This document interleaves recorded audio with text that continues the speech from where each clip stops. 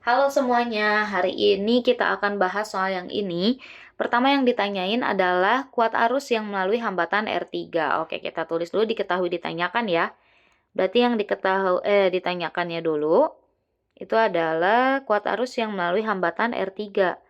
Berarti yang ditanyakan adalah I3 ya, kuat arus pada hambatan ketiga.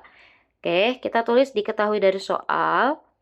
Ada GGL yang pertama 6 volt, kita tulis GGL dulu 6 volt, terus ada GGL 2 25 dan GGL 3 8.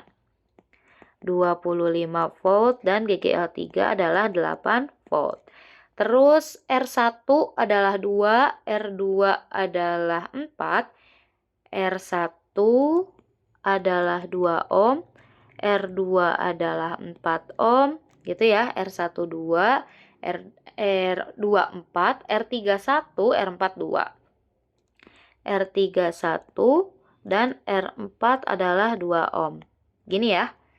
Oke, kita cek dulu deh. 2 terus 2 4 1 3. 2 4 1 2. 2 4 1 2. Oke. Nah, untuk ngerjain soal ini pertama kita harus tentuin arah arusnya dulu nih, teman-teman.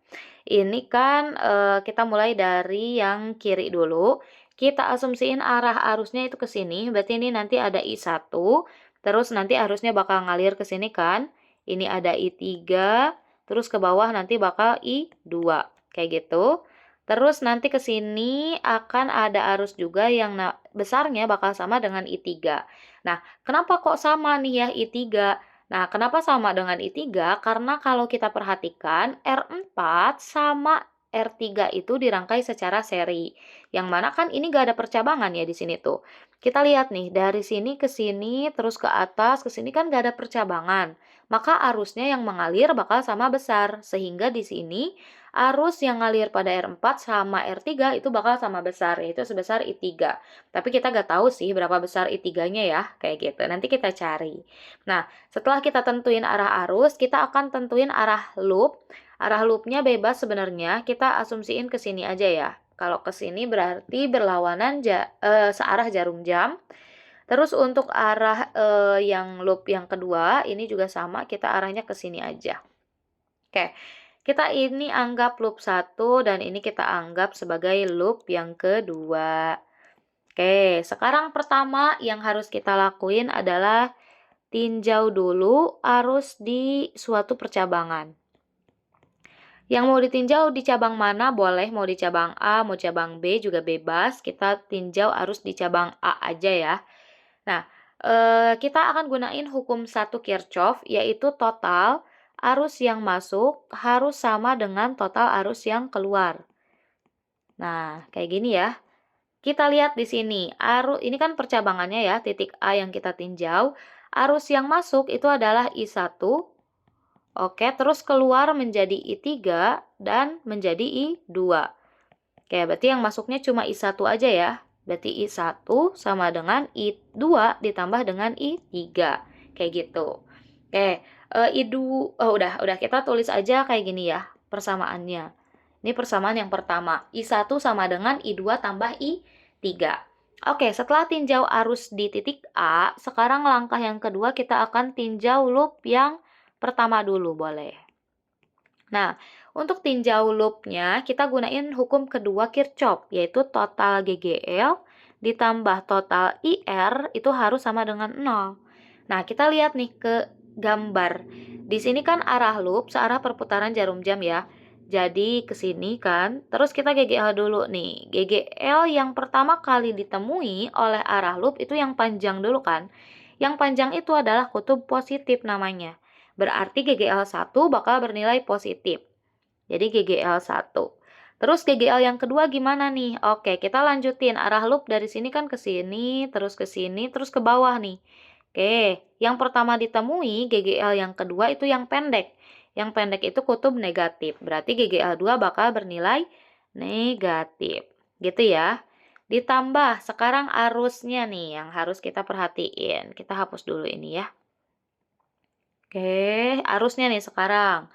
Kita lihat arah loop itu kan ke sini ya, kayak gini.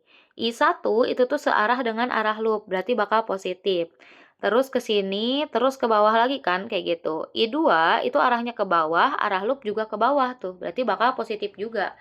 Oke, berarti I1 sama I2 bakal positif, jadi ini nanti I1 kali R1 ditambah dengan I2 kali R2 harus sama dengan 0. Kita masukin nilai-nilainya, GGL1 6, GGL2 25, ditambah I1, R1-nya adalah 2, ditambah dengan I2, bentar, I2 kali R2-nya adalah 4 sama dengan 0. Oke, kita selesaiin satu-satu. 6 dikurangi 25 itu adalah 19 ya. Min 19 ditambah I1-nya kita ubah jadi ini ya.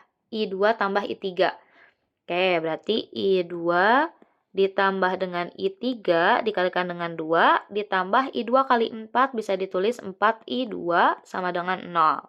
Oke, min 19-nya pindah ruas aja ke kanan biar sendirian di kanan karena dia gak ada I-nya tuh.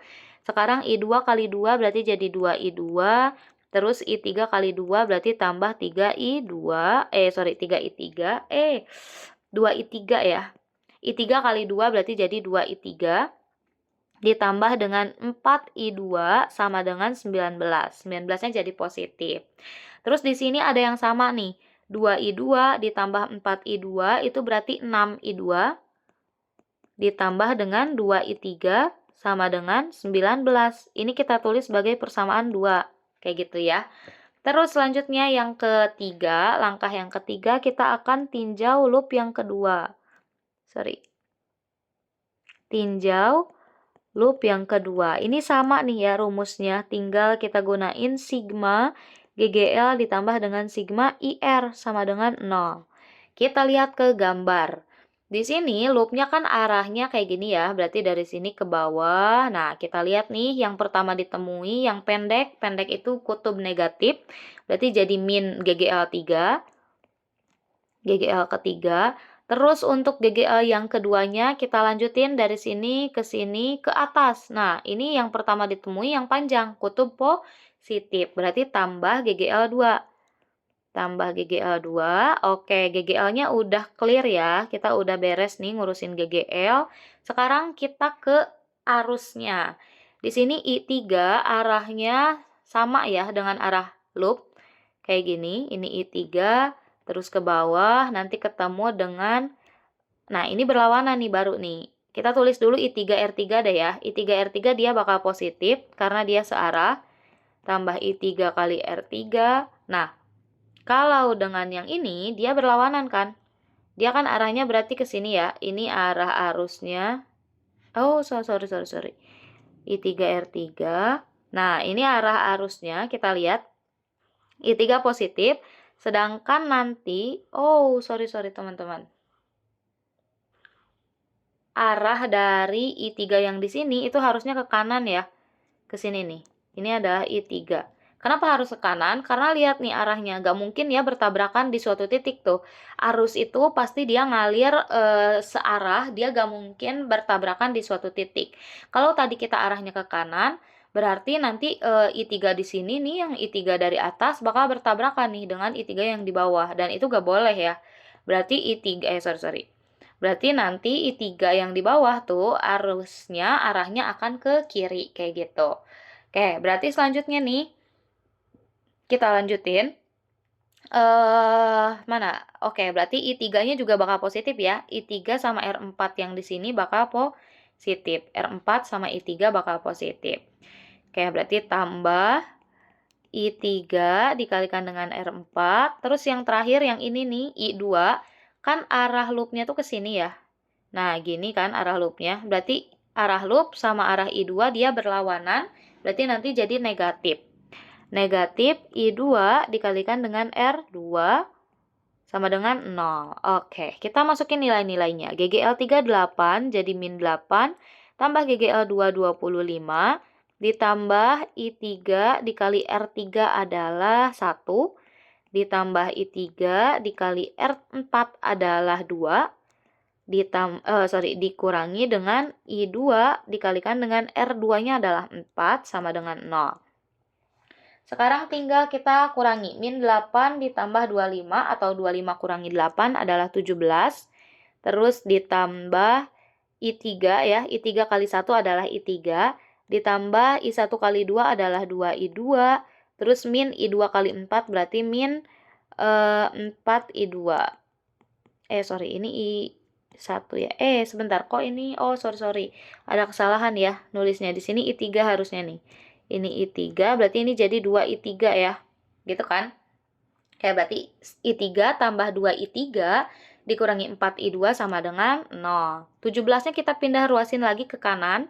I3 tambah 2I3 berarti jadi 3I3 dikurangi dengan 4I2 sama dengan min 17. Nah, ini adalah persamaan yang kedua.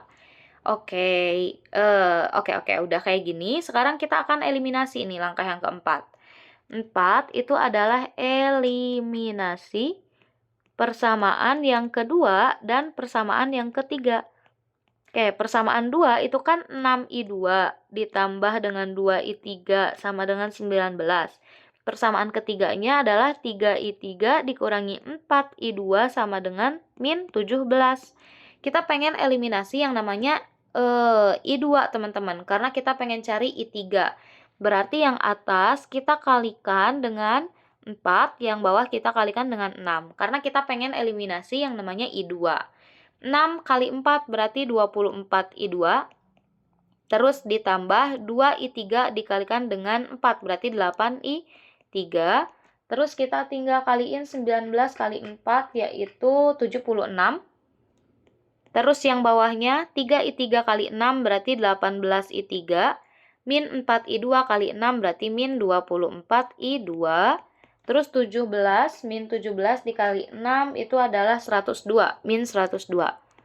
Oke, ini kita eliminasi berarti ditambah ya, karena ininya positif nih di sininya. Berarti 24 dikurangi 24, ini 0, makanya bisa kita coret aja. Terus sisanya berarti 8I3 ditambah 18I3 sama dengan 76 dikurangi 102, kayak gitu ya. Nah, 8 ditambah 18 itu adalah 26. Berarti jadi 26I3 sama dengan 76 dikurangi dengan 108. Itu tuh adalah 32 ya, min 32. Berarti I3-nya 26 bisa pindah ke kanan, jadi min 32 dibagi 26.